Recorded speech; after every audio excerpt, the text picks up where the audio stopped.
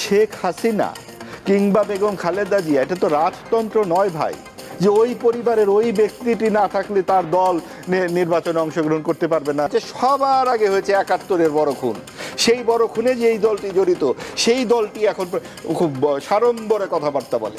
আপনি আওয়ামী লীগের হত্যা নিয়ে কথা বলছেন, আপনি জামাতে ইসলামীর হত্যা নিয়ে কেন কথা বলবেন না? এটা তো চালনি বলে সুই তোর পেছনে ফুটো। সংবিধান যদি ভারতই লিখে দিবে তাহলে ভারত তো অঙ্গরাজ্যই বানিয়ে নিত।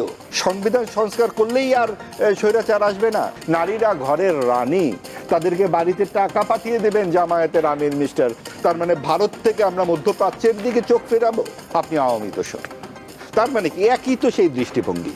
আপনার ৫ ভাই, 2 ভাই চুরি করেছে, আপনি কি আপনার পৈতৃক সম্পত্তি থেকে 2 ভাইকে বঞ্চিত করতে পারবেন? আমরা কি উল্টো দিকে হাঁটবো? আমাদের শিশুরা গান গাইবে না?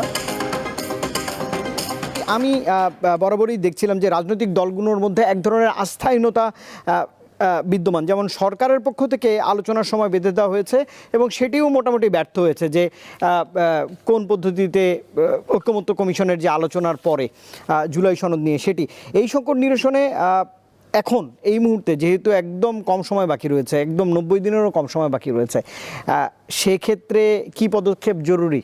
আচ্ছা, সব কিছু যে একটা জায়গায় যুক্ত, সেটা রসুন যেমন একটা জায়গায় থাকে না, রসুন, ঠিক সেই রসুনের মতো এই পুরো প্রক্রিয়াটার সঙ্গে কিন্তু এখানে এই রায়, এই সব আওয়ামী লীগের অংশগ্রহণ করা না করা খুবই যুক্ত একটি ব্যাপার।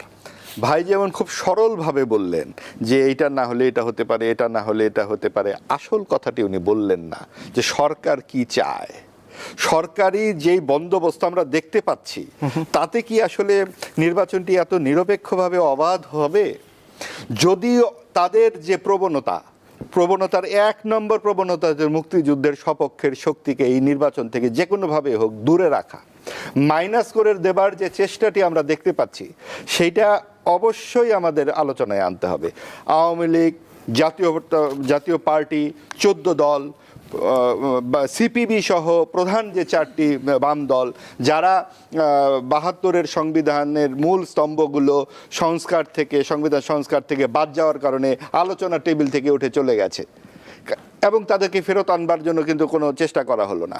আমরা দেখলাম অন্য দলগুলোর তারা আসবে কি আসবে না এটা নিয়ে সরকার খুবই চিন্তিত, কিন্তু এই সমস্ত দল কি বলছে না বলছে তার নিয়ে খুব চিন্তিত নয়। এই বিমাতা সুলভ আচরণ আসলে কি ইঙ্গিত দেয়? কাজে এটা কি করে অন্তর্ভুক্তিমূলক নির্বাচন হয়? এখন আপনি প্রশ্ন করতে পারেন, আপনিই বললেন শেখ হাসিনা এরকম হত্যাকাণ্ডের সঙ্গে জড়িত, আবার আপনিই বলছেন যে শেখ হাসিনার দল কিভাবে নির্বাচন করে। শেখ হাসিনা কিংবা বেগম খালেদা জিয়া এটা তো রাজতন্ত্র নয় ভাই, যে ওই পরিবারের ওই ব্যক্তিটি না থাকলে তার দল নির্বাচনে অংশগ্রহণ করতে পারবে না, রাজনীতিতে অংশগ্রহণ করবে। এই দৃষ্টিভঙ্গিটি কি? এই দৃষ্টিভঙ্গিটি হচ্ছে রাজতান্ত্রিক দৃষ্টিভঙ্গি। আমরা একটি নেতাকেই দল হিসেবে মনে করি, তার পরিবারের সদস্যকেই দল হিসেবে মনে করি, এবং এই সংস্কৃতি থেকে আমাদেরকে বের হয়ে আসতে হবে, যেটা শেখ হাসিনা চাননি। উনি কিন্তু উনার পরিবারের সব লোকজনকে নিয়ে চলে গেছেন। তার কর্মীরা কি তার পরিবারের লোক নন? যদি সত্যিকার অর্থে তিনি গণতান্ত্রিক নেত্রী হতেন, এই কাজটি তিনি করেন কি করে? এবং সেই কারণেই এই প্রশ্নগুলো আমাদের করতেই হবে। যে প্রতিহিংসা, উনি বললেন যে আমি স্বীকার করে নিচ্ছি শেখ হাসিনার কিছু ভুল ছিল, আমি স্বীকার করার তো কিছু নাই। আমি শুধু বলছি ৭২ সাল থেকে গত ৫৪ বছরে সকল রাজনৈতিক দলের হাত রক্তাক্ত। একজন আরেকজনকে খুন করেছেন এবং এক খুন করার থেকে আবার প্রতিহিংসা থেকে আবার খুনের মামলা হয়েছে, খুনের মামলা থেকে আবার হয়েছে, সবার আগে হয়েছে ৭১-এর বড় খুন।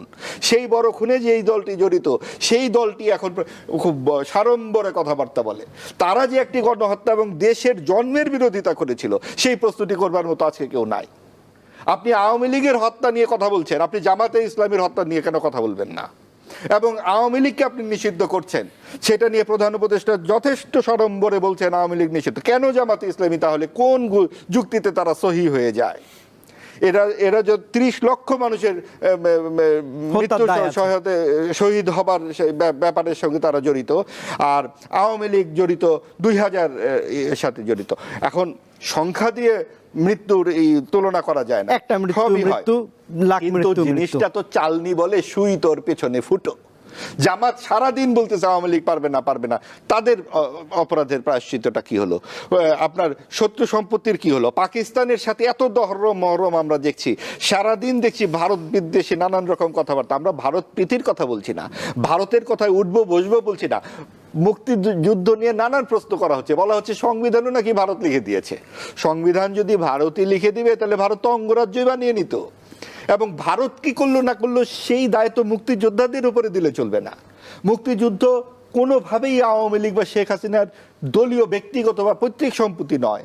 এটা একটি জাতির আত্মপরিচয়, বাংলাদেশের হৃৎপিণ্ড, আত্মা। সেই আত্মা আমাদেরকে পার্থক্য করছে পাকিস্তানের সঙ্গে। আমাদের রাষ্ট্রের দৃষ্টিভঙ্গি কি? সেই দৃষ্টিভঙ্গি আমরা পেয়েছি 23 বছরে পাকিস্তানের বিরুদ্ধে যুদ্ধ এবং সংগ্রাম ও 9 মাসের রক্তক্ষয়ী যুদ্ধের মাধ্যমে। এই যে বাংলাদেশের দর্শন, যেটাকে আমরা বাংলাদেশ পন্থী রাজনীতি বলছি, সেই রাজনীতির যে মাটির উপর দাঁড়িয়ে যাতে সবাই আমরা এক টেবিলে বসে কথা বলতে পারি, ওই সমাজটি আমরা চাই। আমরা চাই না যে আপনি আপনার বাড়ির সামনে দিয়ে যাওয়ার সময় আমি জুতো হাতে যাব কারণ আপনি আমার রাজা। ওই জায়গা থেকে আমরা বের হয়ে আসবার জন্যই তো মুক্তিযুদ্ধ হয়েছিল। কিন্তু যারা ক্ষমতায় থাকেন তারা রাজা হয়ে যান এবং প্রজারা তখন জুতা হাতে সামনে দিয়ে হাঁটতে হয়। আওয়ামী লীগ যে লুণ্ঠন করেছে, লুণ্ঠন ধারাবাহিক, লুণ্ঠনের একটা পর্যায়ে গিয়ে ওখানে পড়েছে। প্রত্যেকটা ক্ষমতাসীন দল ভুলে যায় আমাদেরকে জবাবদিহি করতে হবে। আপনার মনে আছে 2006 সালে বিএনপি যখন তত্ত্বাবধায়ক রাজি হলো না, কি অবস্থাটা হলো 111-এ? কেন? তখন যদি পরপর 5 বছর পর নির্বাচনটি যথাসময়ে হতো তাহলে কি সমস্যা হতো? আজকে তত্ত্বাবধায়ক সরকারের এত কথাবার্তা হচ্ছে, সংবিধান সংস্করণ নিয়ে কথা হচ্ছে, সংস্কার নিয়ে। সংবিধান সংস্কার করলেই আর স্বৈরাচার আসবে না? স্বৈরাচার তো আপনার মগজে, আপনার মাথায়, আপনার রাজনীতিতে। আমরা কেন প্রশ্ন করছি না রাজনৈতিক দলগুলোকে আপনার ম্যানিফেস্টো কি?